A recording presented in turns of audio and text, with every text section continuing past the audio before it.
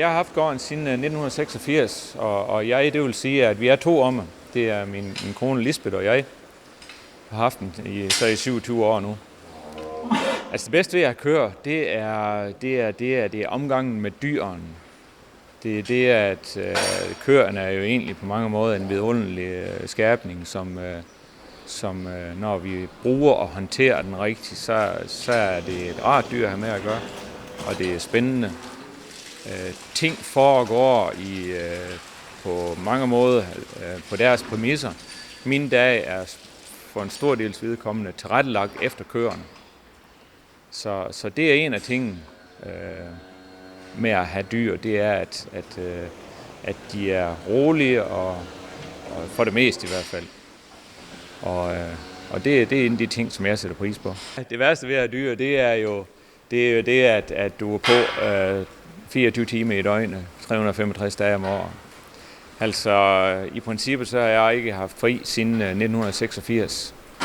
Og som sådan er på døgn rundt, altså lige fra tidlig morgen, når vi er oppe på malk, og til sent om aftenen, der skal vi ud, og inden jeg går i min seng, så er jeg ude og lægge køerne i seng. Og der er hele turen rundt og tjekker dyrene, om de har det godt, at alt er i orden. Den bedste oplevelse gentager sig rimelig tit, det er, når en ko den får kalv.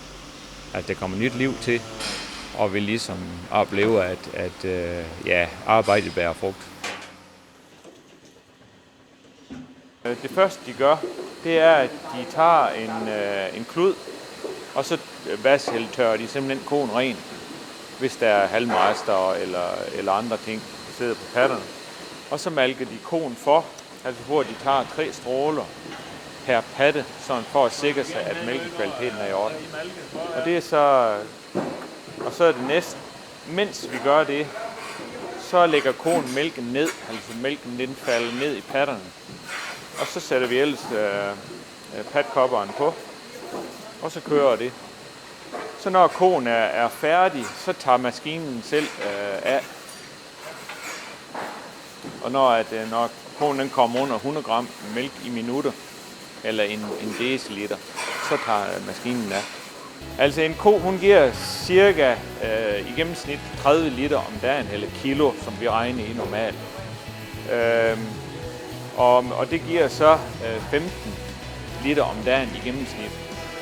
Spændende fra, at der er nogen, der giver kun 12-15 liter om dagen, og op til nogen, der er op på omkring 50 kilo om dagen.